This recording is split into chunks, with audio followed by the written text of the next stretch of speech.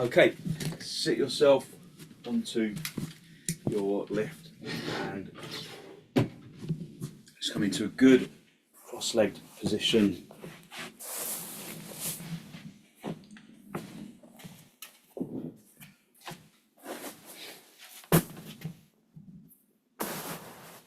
And just come into cross legs, just have a little wriggle about, make sure that you're sitting evenly. Right. Just have a little wiggle and then hold onto your knees. Hold onto your knees and elevate the heart area up to the ceiling, drawing the shoulders down. Look down at the floor, look at something that isn't moving. Listen to the sound of the breath as it enters and as it exits.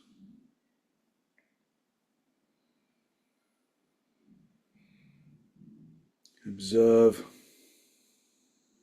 the sound of the breath. Observe that the sound of the in-breath is different from that of the out-breath.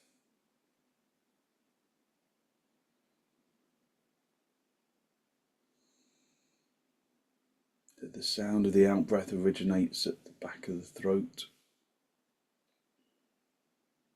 That the sound of the in-breath originates at the front of the nostrils.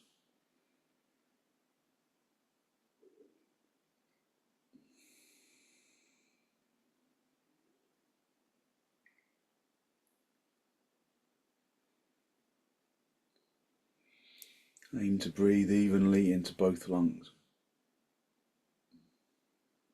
Evenly out of both lungs.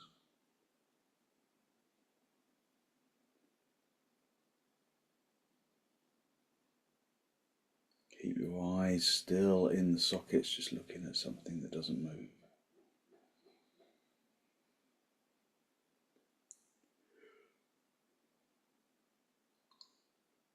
As you inhale, fill the lungs from the bottom to the top.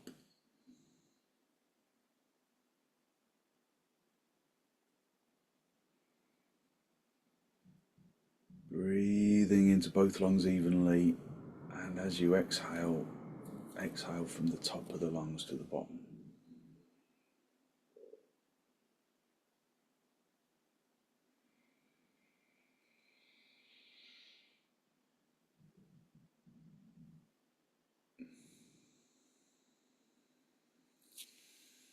Release your knees. Bring the hands into Namaste. Spend a moment just observing your position, just adjust if you need to. Observing for balance.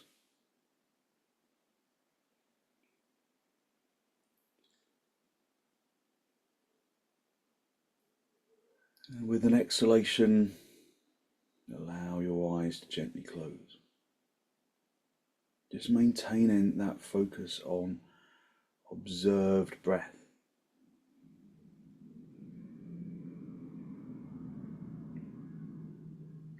As you inhale, observe how your chest rises upwards and outwards.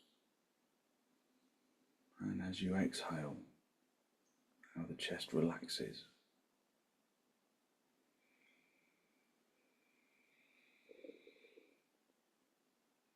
Aim to breathe into the armpit chest. Aim to breathe into the back chest as well as the front chest.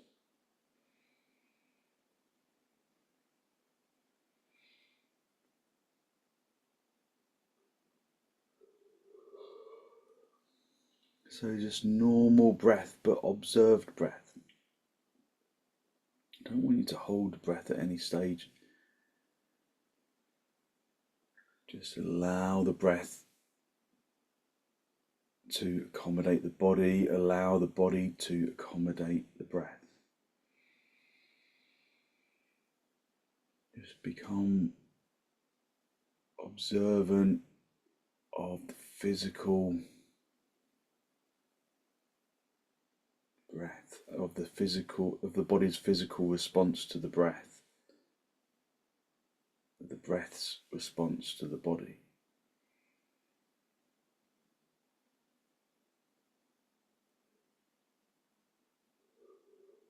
So we're not trying to control the breath, we're just trying to observe it. Breathing evenly into both lungs, evenly out of both lungs. Breathing in from the bottom of the lungs to the top. Breathing out from the top of the lungs to the bottom.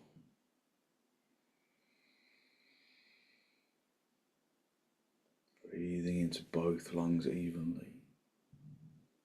Breathing out of both lungs evenly, correcting it if it doesn't feel even.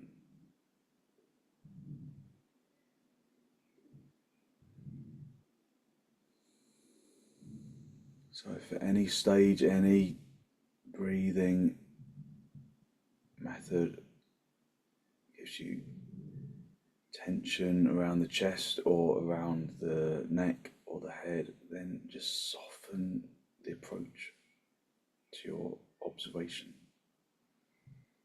Stay observed, but allow the approach to become softer.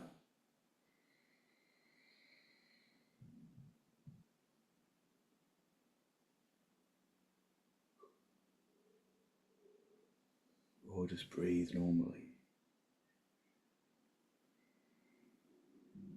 Take a deep inhalation, and then with the following exhalation, draw your chin down to meet your chest. Lift the chest up to meet your chin.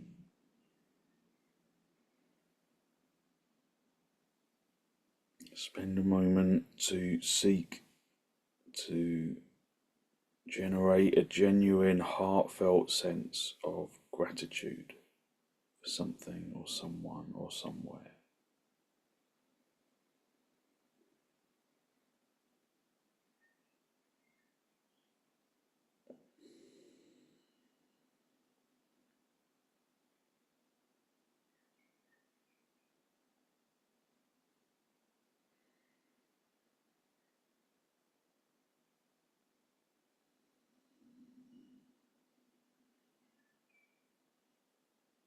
Hold on to that feeling of abundance in the heart area. Bring the backs of the hands down onto your knees, palms facing upwards. Just keep the tip of the index finger and the tip of the thumb together. Palms facing upwards. Just a gentle gesture of wisdom, of physical intelligence, and of peacefulness that we can carry into our practice.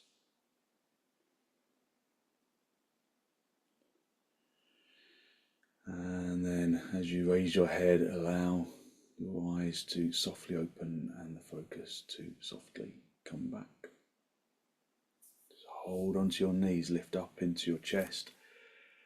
Elevate the heart area up to the ceiling, drawing your shoulders down away from your ears. Take a deep inhalation in through the nose.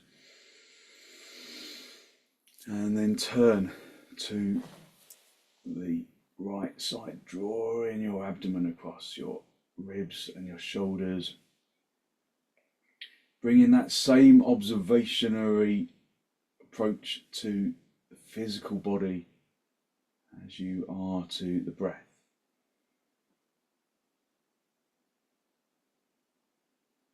Breathe even, deep inhalations and exhalations.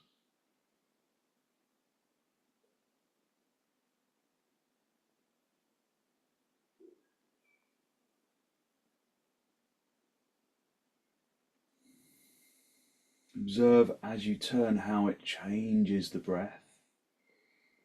Maybe you need to bend your elbows out to the sides a little to accommodate the breath a little more. On an exhalation, come back to the center. Hold on to your knees, lift up into the chest with an inhalation, and then with the following exhalation, turn to the left.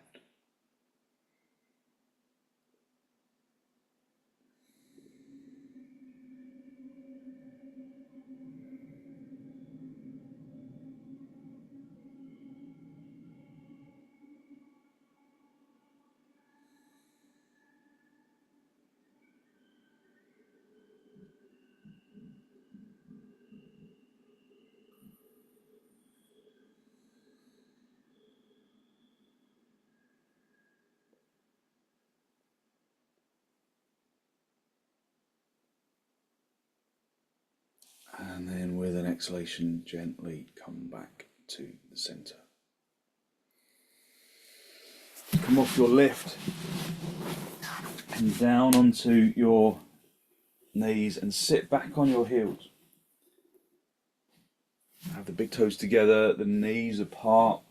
Maybe come onto your knees and bring your thumbs into the back of your knee, and then draw the calf flesh away from the back of the knee, rolling the calf flesh outwards so that the legs really make good connection. Make sure you're sitting right in the center of your mat. Press the shins into the floor, press the shin bones into the shin skin so that the thighs activate.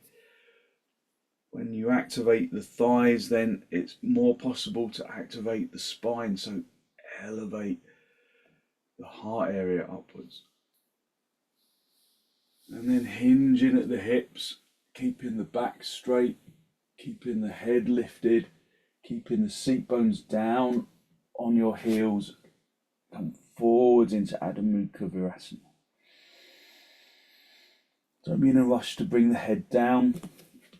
Aim to keep the seat bones down on your heels.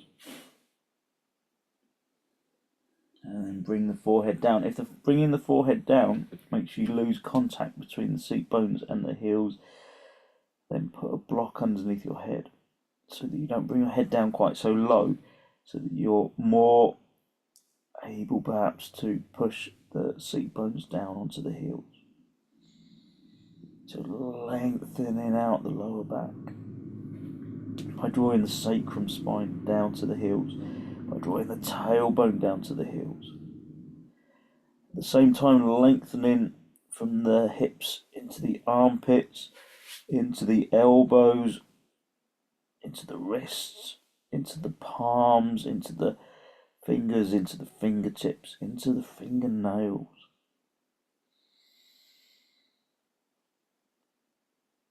Again, observe how your breath changes with each pose. Listen to the breath.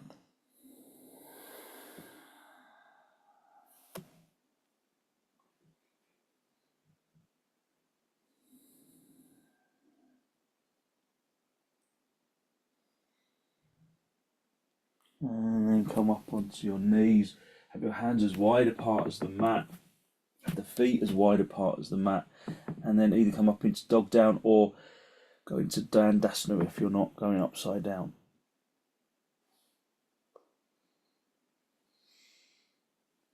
So in both poses we work the legs in precisely the same way. So work to straighten the legs initially, tightening the kneecaps, pressing the fronts of the knees through to the backs of the knees. Push the fronts of the thighs, lift the front of the thigh muscle up towards the top of the leg, and then turn the front of the thigh inwards. Think about that corkscrew action we've been exploring this week. Turning the fronts of the thighs inwards, the backs of the thighs outwards, fronts of the shins inwards, the backs of the calves outwards, so that the heels start to separate. Extend into the spine. Hit the seat bones in dog down up towards the ceiling, in dandasana away from the heels. Breathe in through the nose and out through the nose, listening to the breath.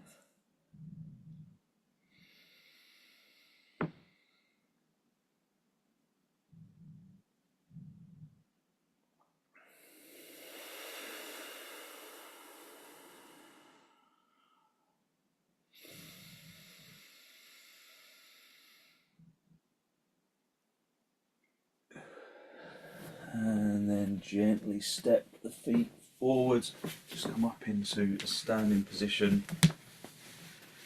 So if you've got a bad back, then avoid doing the full version of Uttanasana, do half Uttanasana instead. So you come forward and just bring your hands onto the blocks. Otherwise you're going to go into full Uttanasana. So it's useful to have the blocks there anyway, but if you're doing full Uttanasana or half Uttanasana, because then we can kind of adjust as we go. Line the edge of your feet up really precisely with the edge of the mat. And then reactivate your legs as you were doing in dog down or dandasana.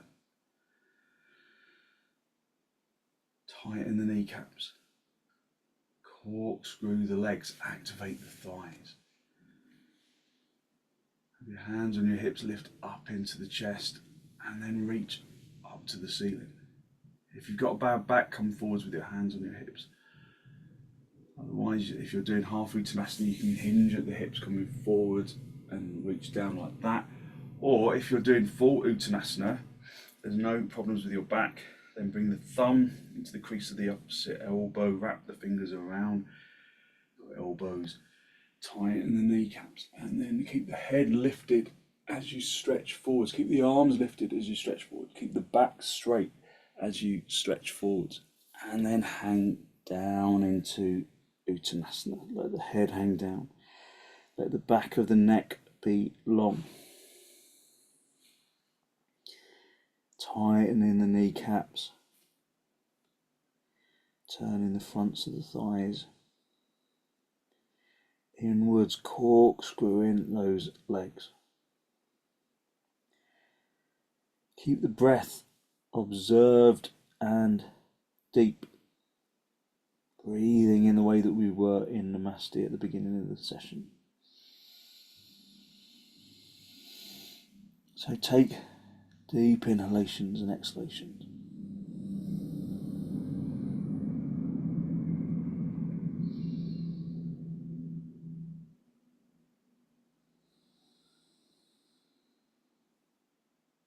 Soften the jaw and the tongue and the throat.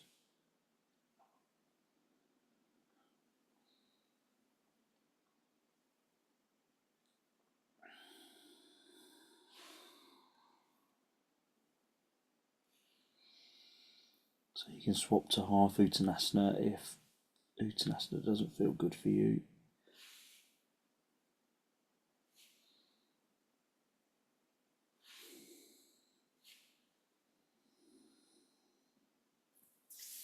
And then release your hands down to the floor, or if you can't reach the floor, bring your hands onto the blocks or onto your shins, and then come forwards into half Uttanasana. Observe how half Uttanasana really changes your breath. It opens the chest. It opens the chest and brings energy in. So while full Uttanasana is a good stretch, half Uttanasana opens the chest more effectively because you're extending the spine away.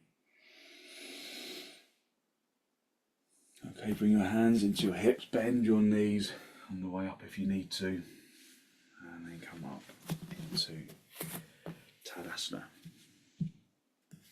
Just move the blocks out of the way and then just come into Tadasana for a moment.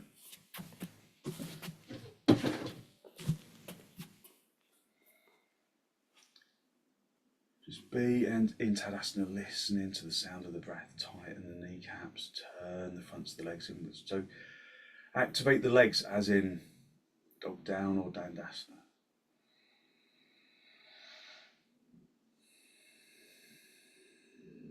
Lift from the feet to the legs, to the hips, to the torso, to the neck, to the head. Bring the arms out. So turn the palms all the way out so that you rotate the upper arms in the sockets. Have the arms away from the body a little so that the side ribs and the armpit chest can expand with the breath. Just go back to that ujjayi stage 1 breathing, just observing the breath, filling the lungs from the bottom to the top, emptying the lungs from the top to the bottom. Never forcing or controlling the breath, just observing it.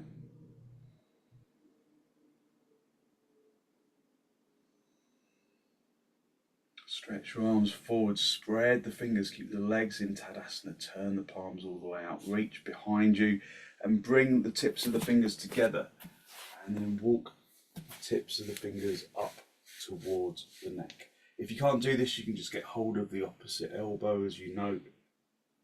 So at this stage, we kind of have the hands like this, fingertips together, but then the palms are probably apart. So wing your elbows back towards the wall behind you. Lengthen from your shoulders consciously into your elbows, and then draw the elbows together. Bring the elbows together so that the heels of the hands can come together. Keep winging the elbows back to bring the index finger knuckle firmly together. So namaskarasana. So it really opens up the chest. Really good for flexibility of the wrists. So this type of action is good for prevention of things like RSI, repetitive strain injury. Keep breathing, just natural breath, but with observation.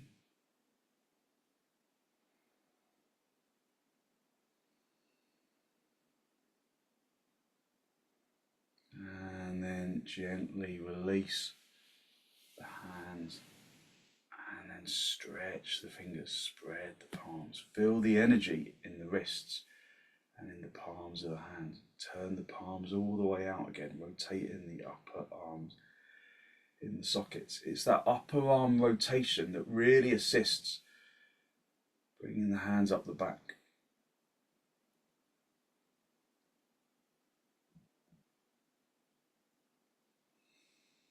Stretch your arms forwards, turn the palms out, and again rotating the upper arms in the sockets as you reach behind. Even if you drop the chest a little in order to get there, bring the tips of the fingers together, reach the fingers up towards the neck. Maybe this time you can reach a little higher up, and then wing the elbows back, lengthen from the shoulders into the elbows, and then bring the elbows together.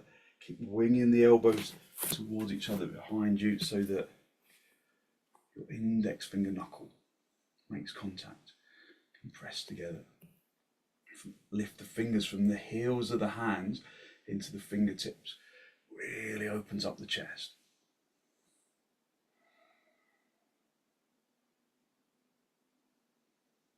Just breathing evenly into both lungs.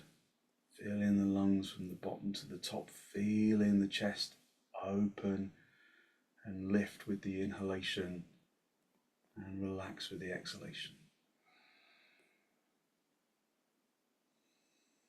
So we're not trying to control the breath, we're just trying to observe it.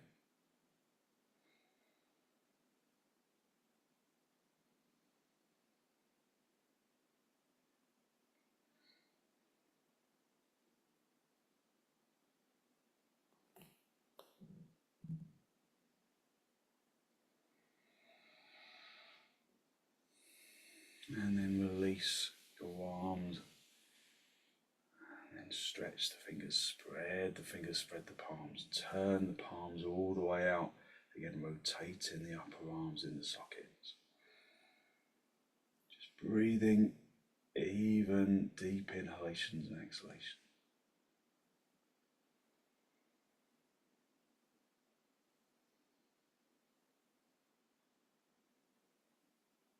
And then release, just relax your arms and then lift up into your chest, just again observing your breath, making sure that you've got space in this armpit chest region. So bringing the arms out so that if you have your arms right into the sides of the body, it becomes really restrictive for the breath. So feel that you can really lengthen the shoulders into the fingertips and have them away from the body a little.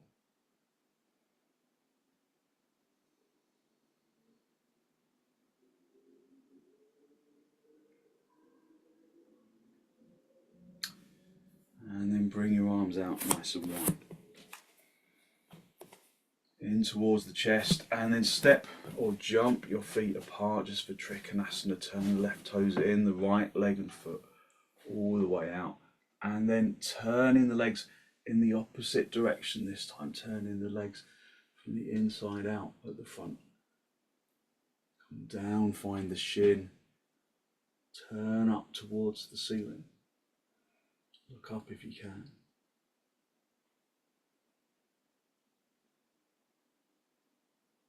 So just stretching out the legs, turning the fronts of the thighs from the big toe side to the little toe side.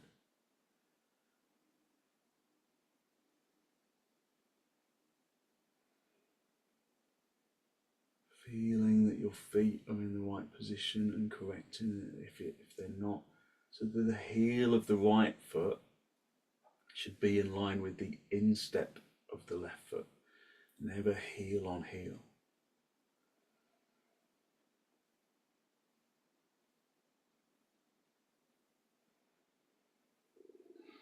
Maintaining the same observation of the breath, just that ujjayi stage 1, breathe in.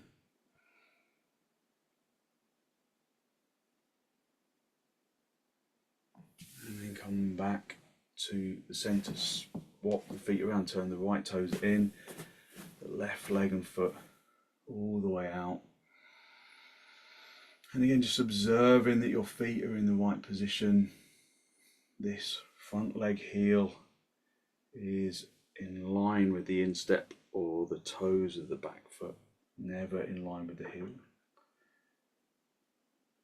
Turn the legs all the way out and then reach over, keeping the legs straight as you reach down, keeping the back straight, turning the chest up to face the ceiling, turning the abdomen up away from the floor. Observing your breath.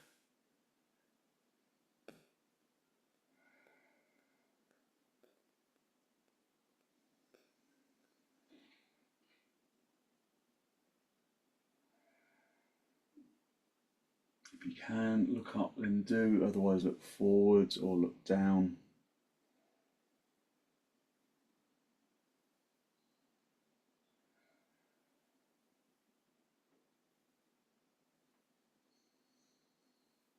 Okay, come back to the centre, bring the feet parallel, and then step or jump your feet back together, and then just come back into Tadasana.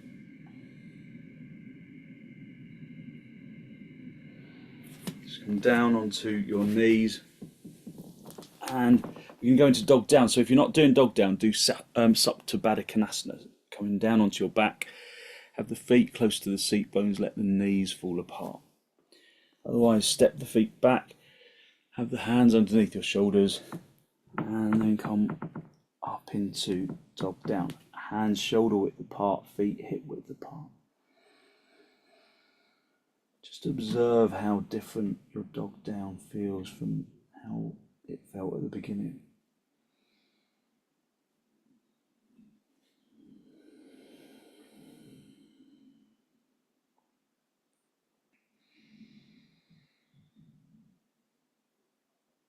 Whichever pose you are in, draw your attention back into the natural observed breath.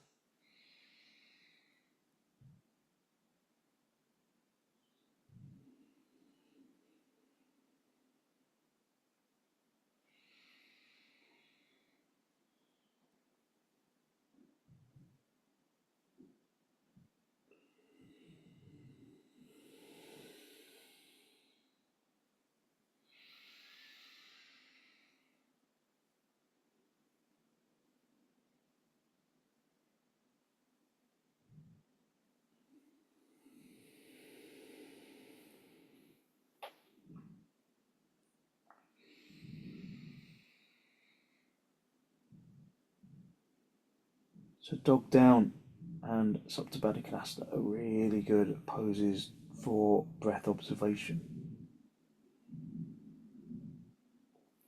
From holding you in the pose for too long, then you can rest, but if you can stay and maintain, then do.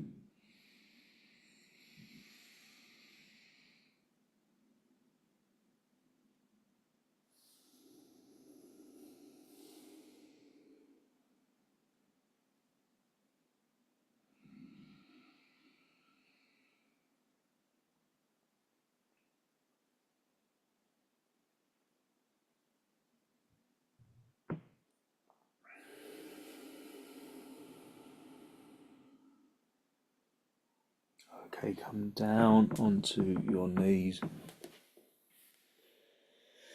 Just sit back onto your heels and lift up into the chest. Just observe the feeling of lightness in the physical body. So yeah, so if you're in supta konasana, come back onto the heels.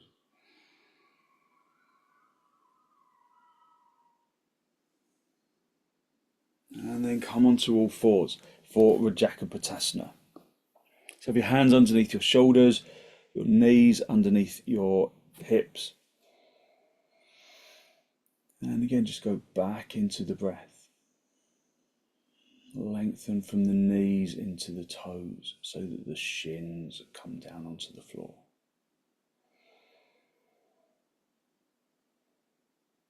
And then bring the right knee forwards to make contact with the right wrist. So make the right knee contact the right wrist. Bring the right foot across so that it sits underneath the left thigh.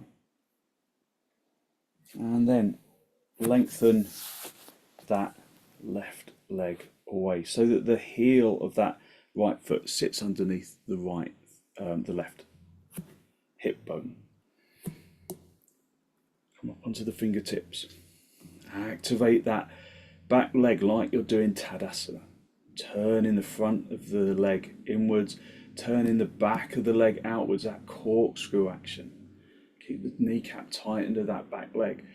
Lengthen the abdomen up towards the diaphragm up towards the collarbone. Keep the shoulders away from the ears.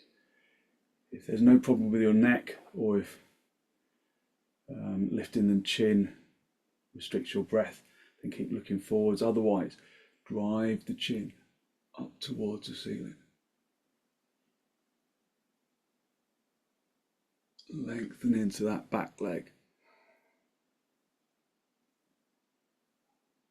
Push the knees away from each other. Keep tadasanaizing that back leg so that the hips stay level.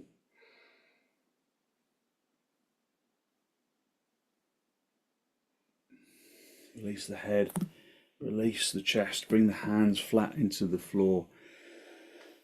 Turn the toes in of that back leg and then just come back onto all fours. Just have a little wriggle into the hips, just swinging the hips from one side to the other.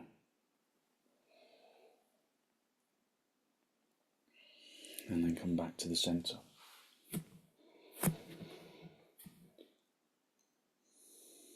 And then bring the left knee, to the left wrist. Left knee to left wrist, left foot underneath the right thigh. And then walk that right leg away, bringing the foot as close to the hip as you can. So at this stage, just work to tadasanaize that leg. Turn the front of the thigh inwards so that the back of the thigh turns outwards. So that the hips feel level. Just feel where your hips are and see if you can bring them into levelness. Come up onto the fingertips. Lengthen into the toes of that back leg and of the front foot. Lift the abdomen to the diaphragm to the collarbone into the chin.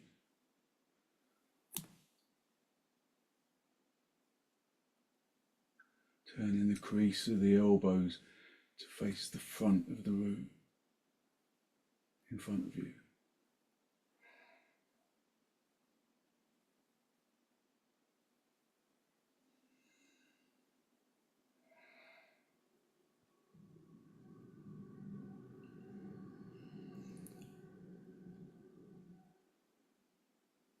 Okay, bring the palms down, release the head. And then walk that back leg in, come back onto all fours. And then either go directly into Adho Mukha Virasana or go into dog down. So Adho Mukha Virasana, sitting back on the heels, stretching forwards, or come back up into dog down.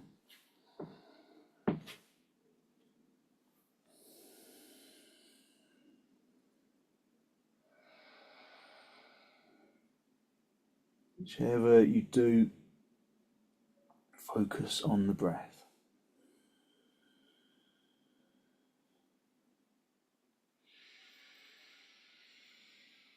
Working for full inhalations and exhalations.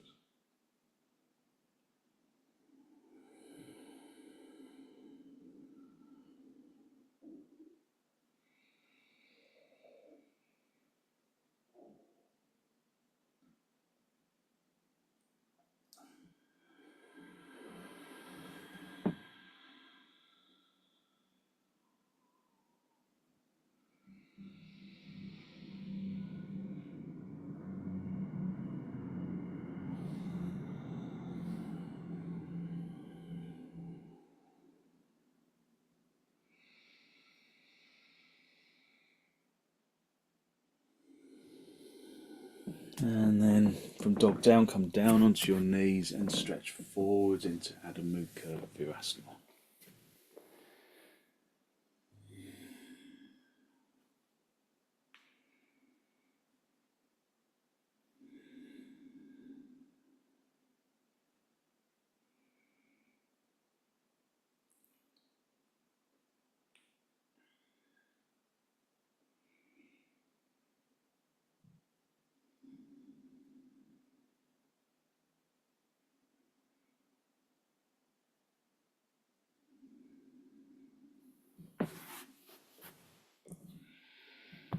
And then bring your hands underneath your shoulders, push yourself up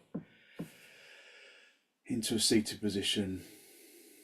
Just sitting back on your heels for a moment, just observing the energy that you have released through your practice. That lightness of energy and an openness of the chest. Okay, get your bolster. If you haven't got a bolster, you can just use some cushions. And then have a blanket for your head, a folded blanket for your head, just to support your head. And then come down onto your back.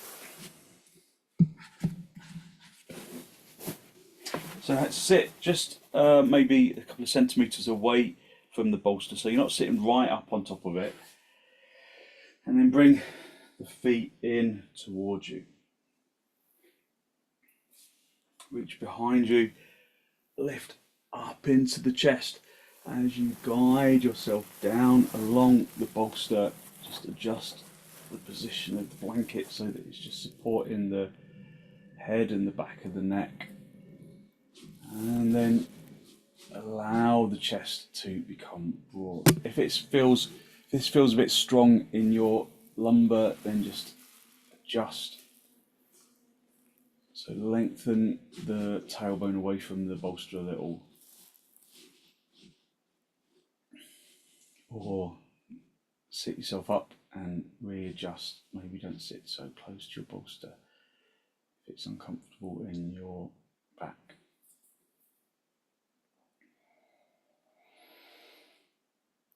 Just breathe in through the nose and out through the nose, observing the openness of the chest, the openness of the abdomen, acknowledging your abdomen's role in your breath.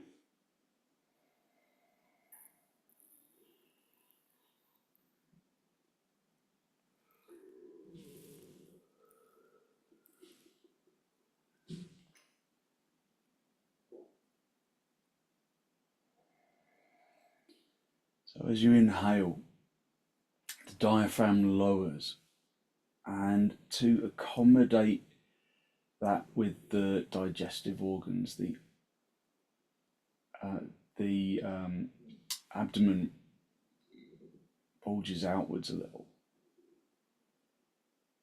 When you exhale, the diaphragm lifts up and pushes the air out of the lungs, and the abdomen naturally draws towards the spine so that it pushes the abdominal organs back into position, and those in turn help to elevate the diaphragm upwards. So just acknowledging the abdomen's role in the breath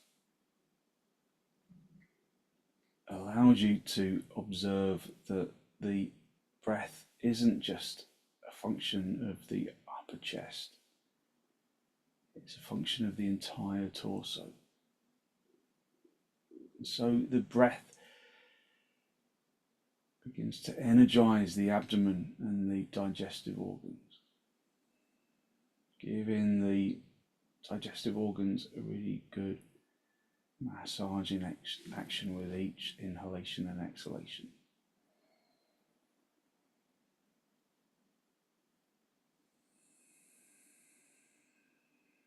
So really conscious breathing draws our attention into the breath but fills the blood with oxygen. So at no stage are we trying to control the breath.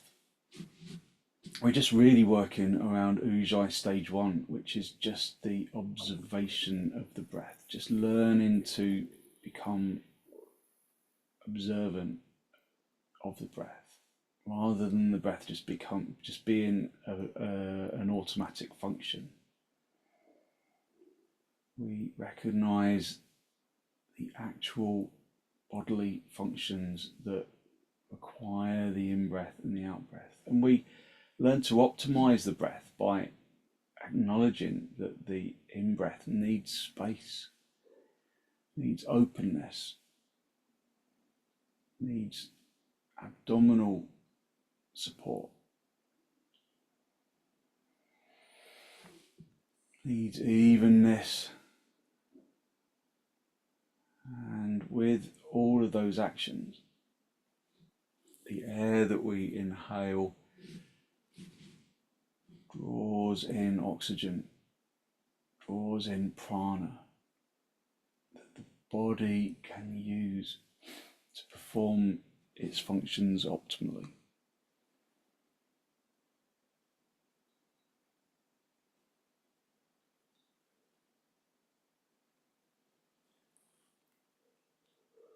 So at no stage in today's breathing are we trying to control the breath, we're just trying to observe it. Perhaps we're encouraging the breath to be full and deep, but without over intervention, just observation. Because without observation, there is no action. And action is our function of change.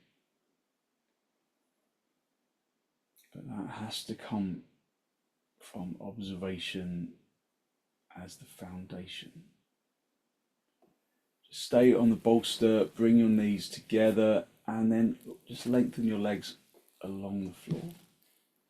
So this is our restorative heart pose. Just sirvasana with the bolster. Again, if it feels uncomfortable in your back, then just remove the bolster altogether. Just go directly onto the floor. Okay, just stay conscious of the physical action of the breath.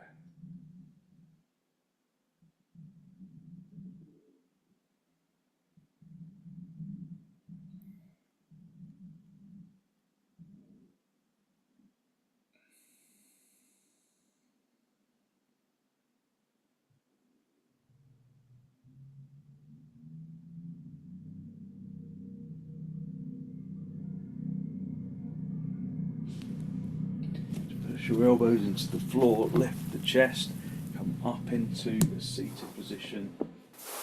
Move the bolster, bring the bolster underneath your knees, and the blanket or underneath your head, And then just guide yourself down along the floor.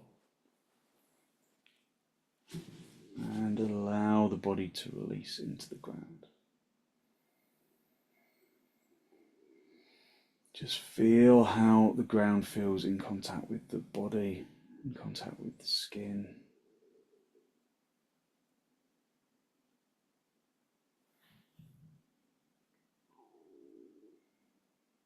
Just breathe normally. Just allow the breath to settle.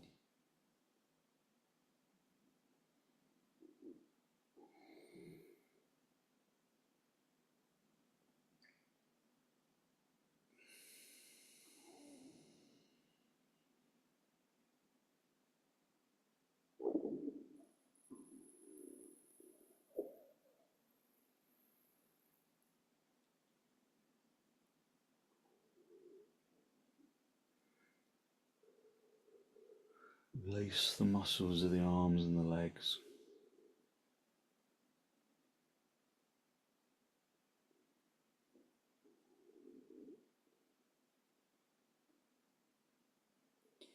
So that the body becomes heavy into the ground.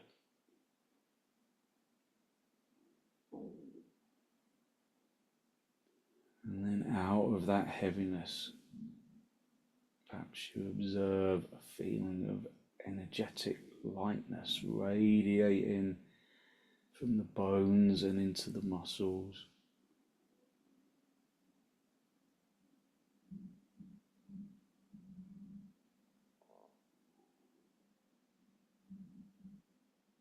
Radiating from the bones and into the muscles and into the organs.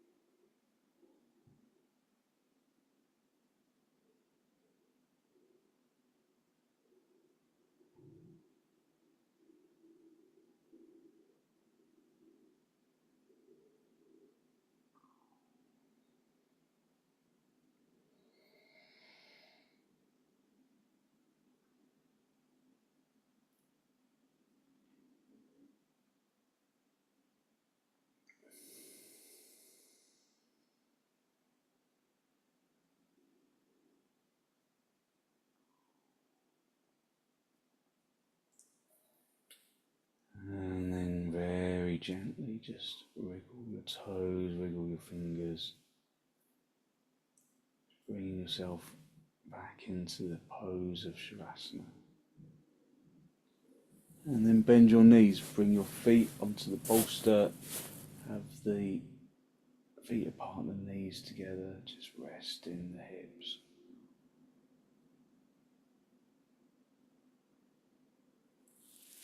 And then draw your knees in towards your chest. A little rock from top to bottom, just a gentle massage on the spine.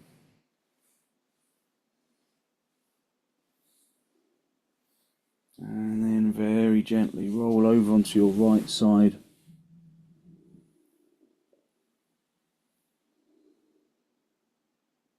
Stay down for a breath or two.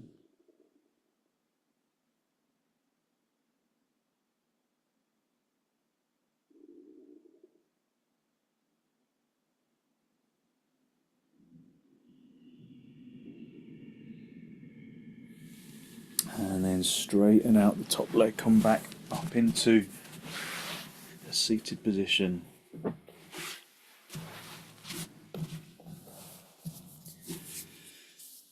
And bring your hands onto your knees, lift up into your chest. And then bring the hands back into Namaste. Close your eyes and draw your breath consciously into the abdomen.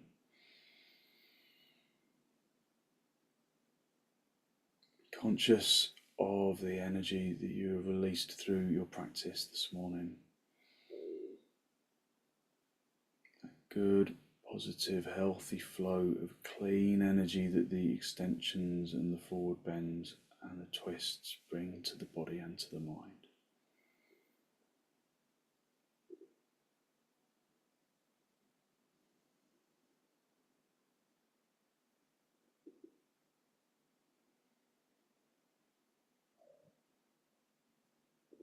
And then draw your chin down to meet your chest. Spend a moment to seek to acknowledge the positive energy you have created inside.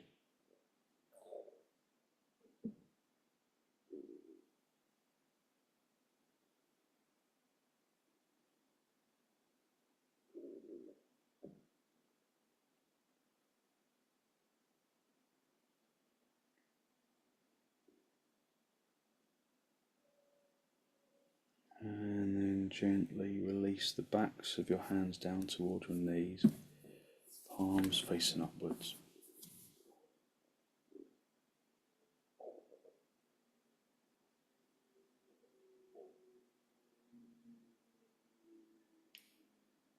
Just connecting the tip of the index finger with the tip of the thumb.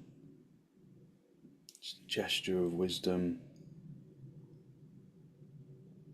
of physical intelligence and of peacefulness that we can carry into our day as an intention.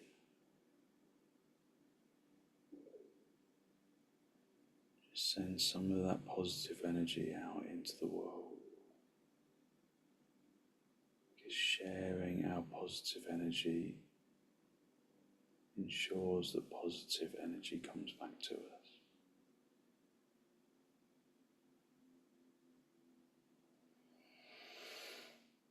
And then raise your head, allow your eyes to softly open and the focus to softly come back. Thank you very much. Thank you. So hopefully you feel like you've given yourself a good stretch. You've been just really focusing on your breath, so you should have some good positive energy to put into your day. So thank you very much for joining me.